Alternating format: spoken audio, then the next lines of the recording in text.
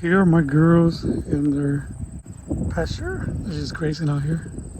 Actually pretty happy because we've been getting some rain this last couple of days in Wisconsin. So finally their pasture is starting to get a little greener.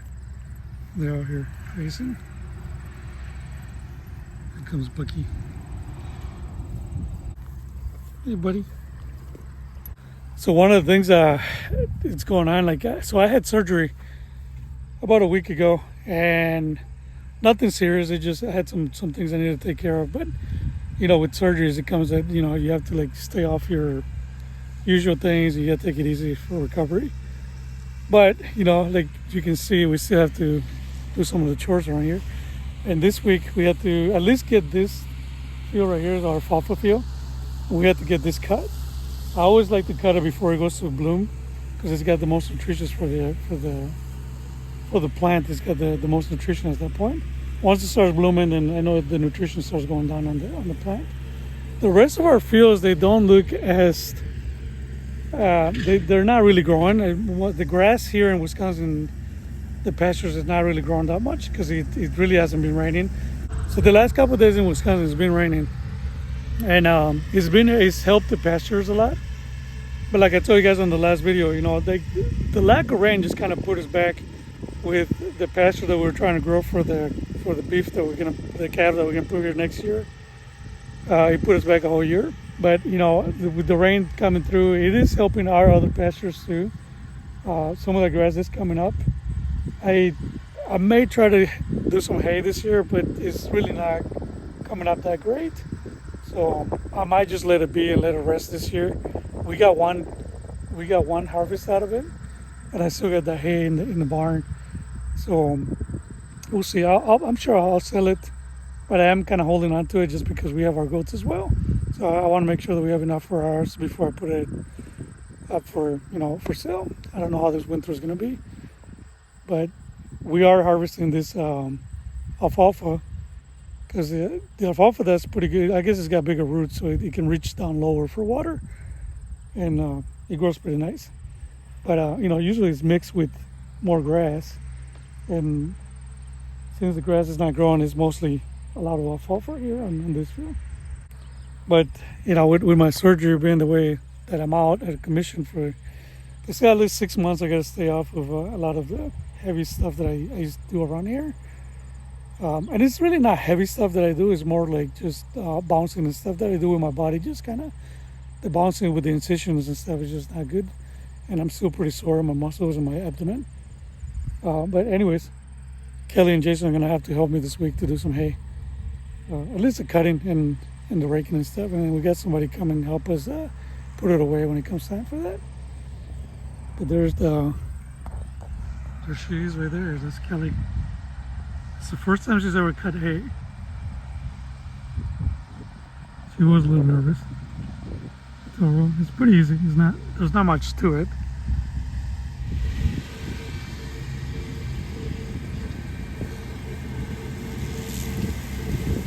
Doing pretty good.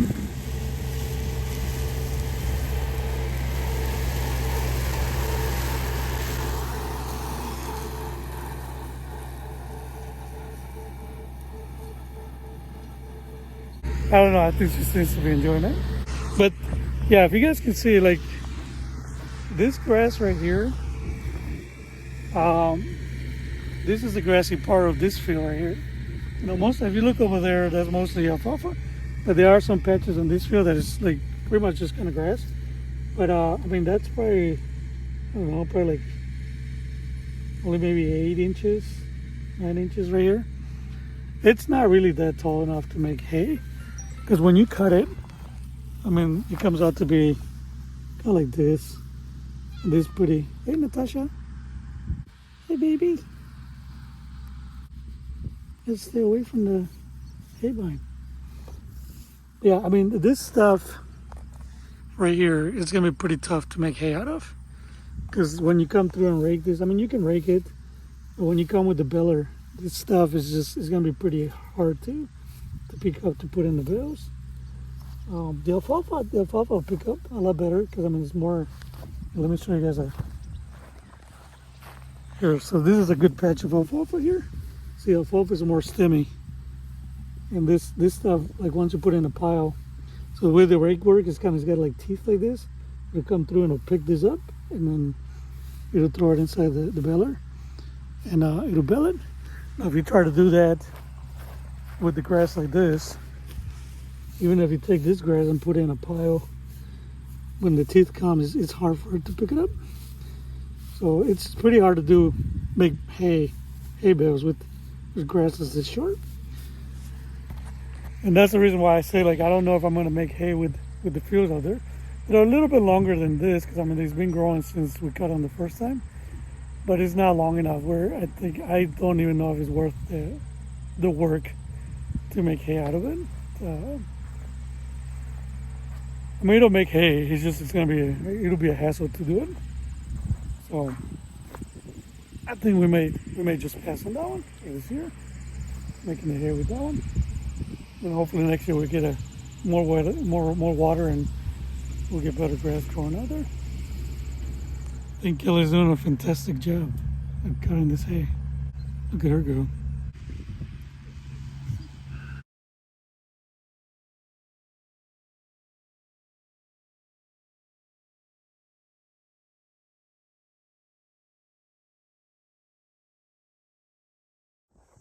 So first time cutting hay, what'd you think? It was good. It was pretty easy, relaxing. I don't know if I did the best, but They're pretty good. It's a couple patches. Yeah. Well, if I knew about the turning thing earlier, it might have been a little bit better. All cut in the field. Yeah. It's the first time. Yeah. It was good. Look pretty good. Thank you. Looks pretty good. Tomorrow you get to rake it. Yeah. Fun times. So one of the things I'm doing while I'm kind of recovering for the surgeries, I've been building another chicken coop for Kelly, because she's got this well, for her other flock of chickens. Yeah. How do you call that flock? Easter eggers and olive eggers layers. Yeah. I don't know what you would call that. Yeah, so it's 10 of the Easter eggs, right? There's 5 Easter eggers, 5 olive eggers, but one died. But I don't know if that was a olive or Easter egger. So we have 9 now. Plus, I mean, we've been hatching a lot of the chicks from the original flock. So that one, it went from, we started with what, 24? And we probably have over 50 in there now. Probably. We So- haven't counted lately, but Yeah, we haven't counted them in a while, but there's probably about 50 in there. So it's getting to the point where we need to split the flocks. And well, that's the reason why we built this other coop right here. So it's a lot shorter. You know, it's shorter. I figure that way I can put it in the greenhouse. It'll fit better in the greenhouse in the winter. So it's a little bit more of a modified design from the bigger chicken coop. Still on the trailer, so we can still tow it. And then we have access to the nesting boxes in the front. We got the nesting boxes right here. A little storage area. Then on the bottom, there's 3 more nesting boxes. Yeah, so there's six nesting boxes in there. I think eventually we're gonna probably do the rain barrel on this one too. We haven't done that yet. Probably next year.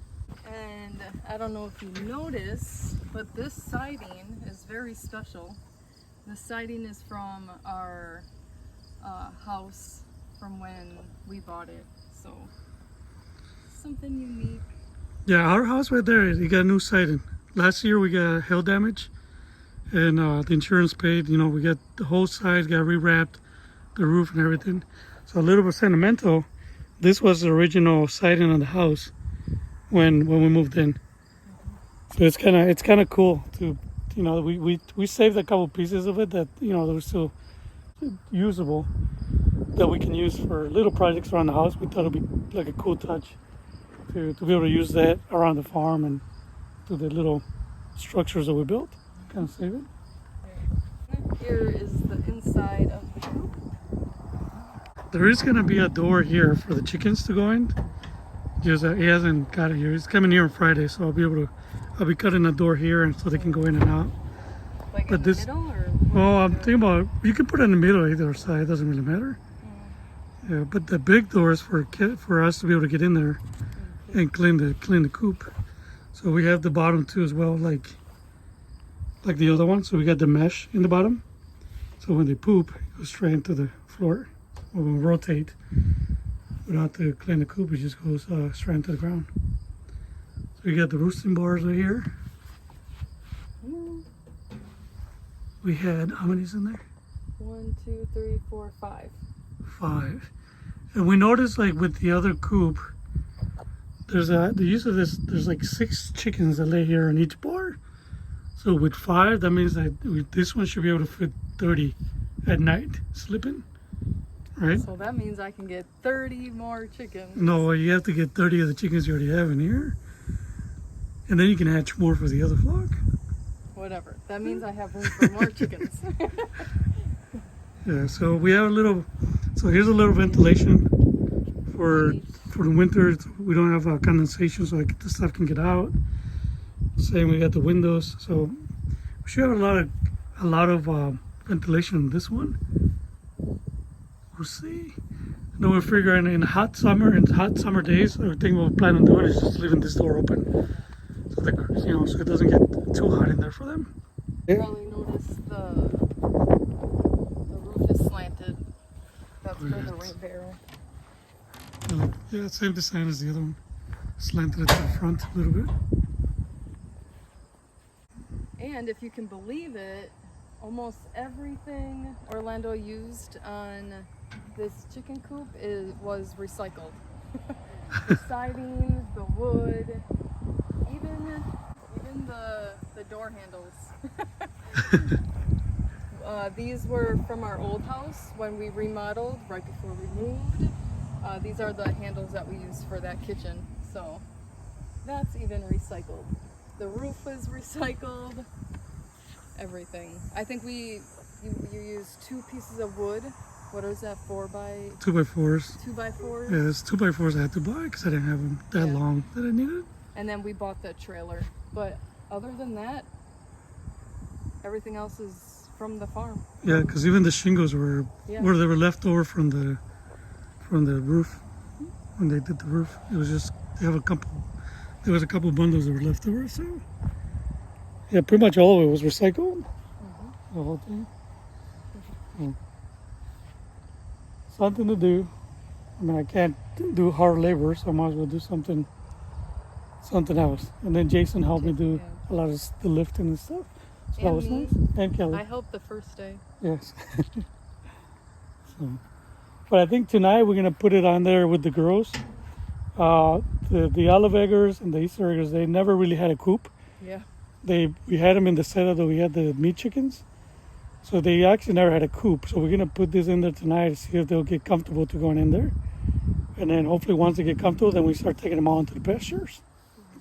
So well, let's go show them. I don't think we've even had a video on my colored eggers. well, we did a little one. No. Very short video, but Well, let's go show them quick. So Orlando decided to bring the coop in right away. Here are the 2 roosters that we hatched and caused chaos with the flock. So feel bad, but they'll be butchered this week. And here is the flock of the olive and Easter eggers.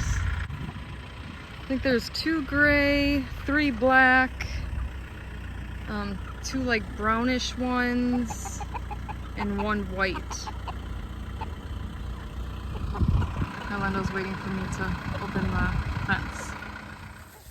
With a little help from Mila, we got the netting around And we the got chicken feathers. coop. And Mila found a couple. Huh? this wasn't a baby burger. Yeah. is where they slept when they were little. Before, I forgot to mention that there is somebody older, and that's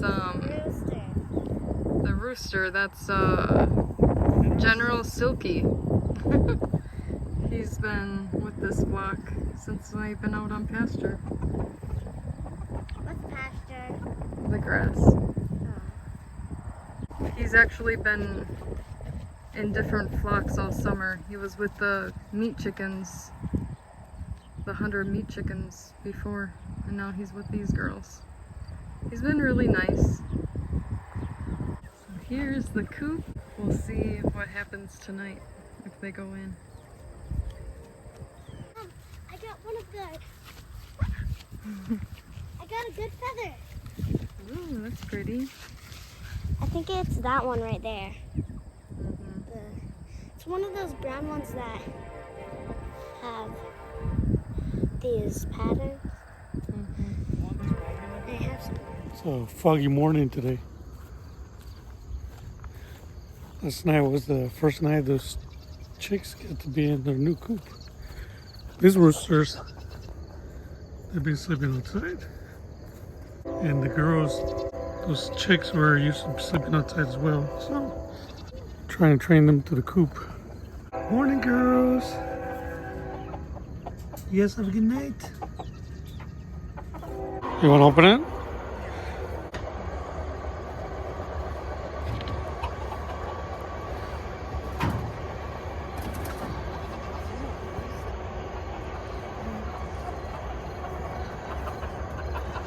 How'd you guys sleep?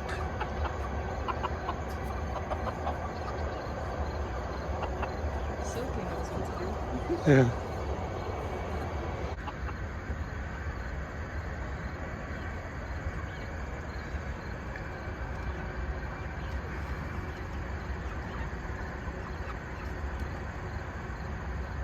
Oh, it's really foggy out here.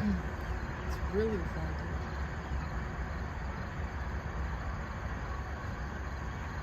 So let's kill these alligators. Thanks for watching, everybody. We'll see you next time.